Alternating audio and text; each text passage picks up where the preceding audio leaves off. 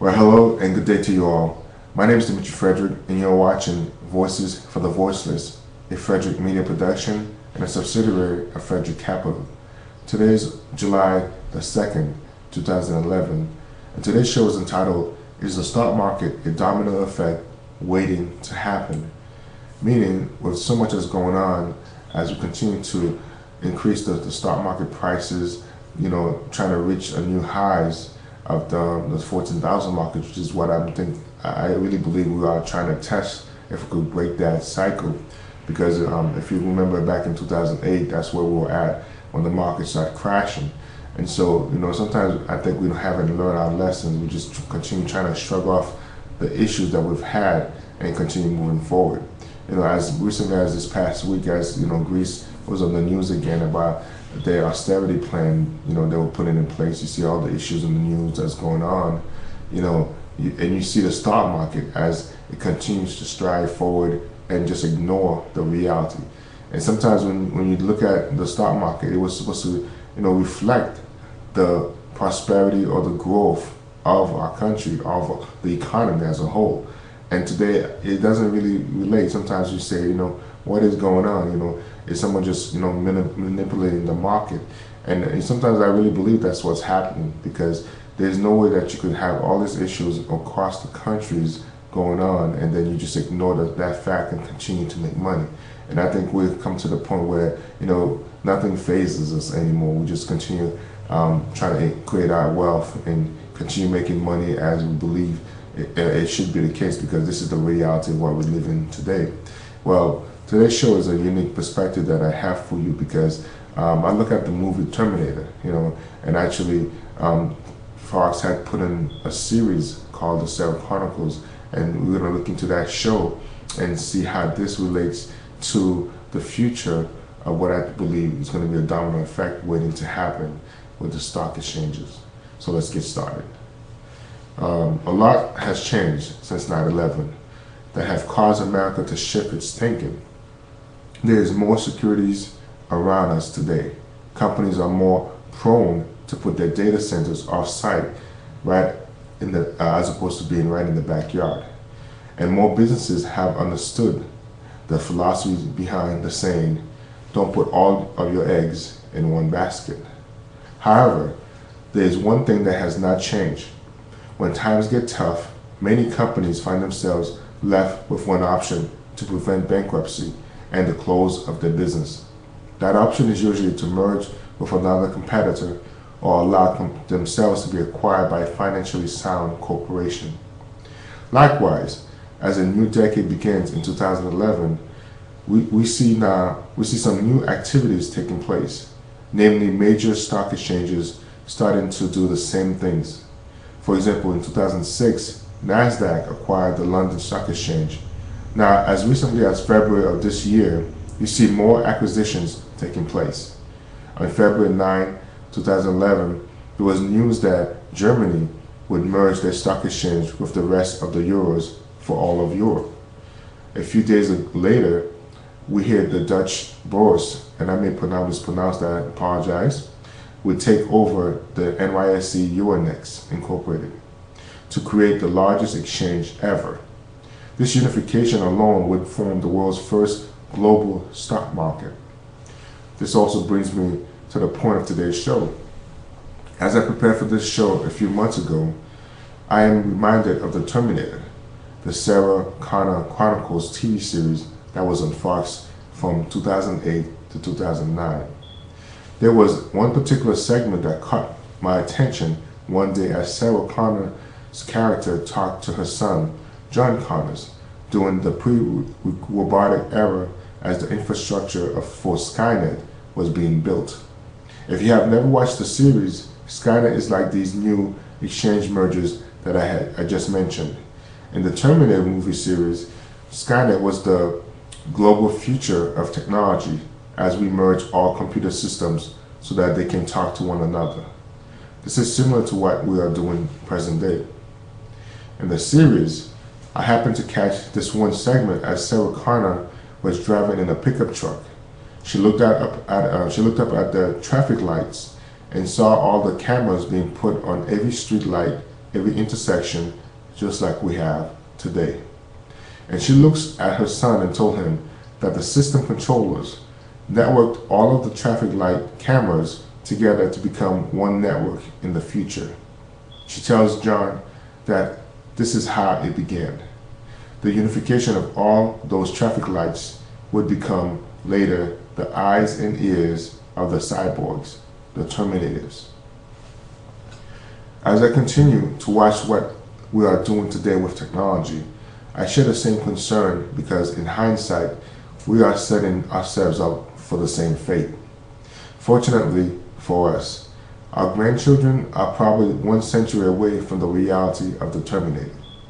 But unfortunately for those who have a financial stake in our economy, I can truly see the same domino effect waiting to happen with this new global economy that we are creating every day. As technology expands and we are able to touch the other side of the world with one keystroke, we also put ourselves at risk for any global disaster that occurs outside of our own country to impact the way we live. It too will affect us, each one of us. The recent Japan earthquake in June of 2011 is a glimpse of what could happen as markets continue to merge. There is no way of getting around it. And this time, there will not be any fat finger excuses like it was the case on May 7, 2010. Putting breakers on for 5 minutes is not going to stop the exchanges from falling to a new record low for that day. The catastrophe waiting to happen will be bigger than the stock market crash of 1929. We will not be able to stop the inevitable from happening. It's just going to keep falling and falling and falling and falling. There are just too many foreseeable issues at stake that our global governments are putting the market at risk to experience this outcome. Just to name a few ongoing issues that we must be aware of globally. The United States has a debt ceiling and baby boomer crisis waiting to happen. Greece has an austerity plan, riots, and default issues. China has a false economic growth and a real estate bubble waiting to explode. Libya has a corrupt government and oppressed citizens.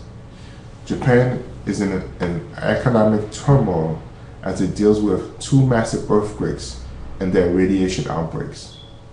The IMF and all of Europe have their own financial crises to deal with.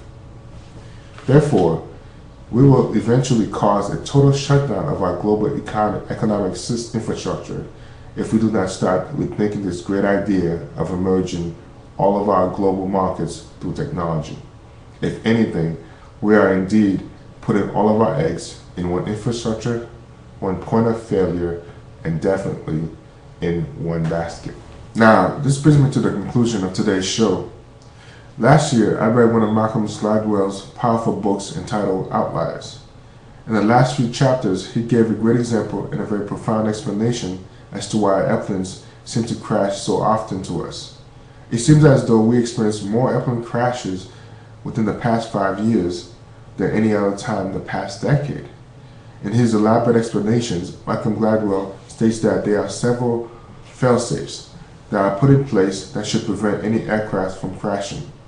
It is only when all of these fail-safes fall in line back to back and actually stop working properly from alerting humans of a pending problem that an airplane crashes. Hence, he proves that, in fact, that there are no such things as coincidences when an airplane crashes or an incident occurs. His point, which is also my point, is that it is always systematic errors or judgments and errors that causes such incidences to occur. If you recall the point that I made at the beginning of the troops coming home to the unemployment line show that I did a few weeks ago, I said that I have many names for this era or decade that we live in. I have called it the era of greed, a selfish generation, or sometimes damn if you do and damn if you don't. And that is really the truth when you think about who will benefit from the collapse of our economic system globally. It is and always will be those wealthy investors who put this system in place or know how to manipulate the systems that was set to protect consumers in the first place. For those who are not investors, you should know that the quickest way to become wealthy overnight is to watch the stock market panic and capitalize on it. There is more wealth to be made in a downtrending stock because it moves faster than an uptrending stock. Once again, how many ways do you know how to trade the stock market is the question you should be asking yourself if you do not understand what I just said. The answer is 3. In closing, as technology brings us ever so closer as one nation, one world economic power, it also makes us vulnerable to systematic outbreaks that can lead us to a meltdown of our financial institutions. Whether or not it is hackers trying to make a statement, the economy going through another stress test, or market forces telling us that we cannot continue going on like this, the world has yet to see what a true domino effect looks like on a global scale when everything shuts down at once. Now, that is a true WMD waiting to happen. Well, that is our show for today. You have been watching Voices for the Voiceless.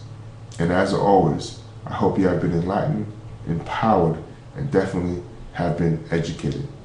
Take care and God bless.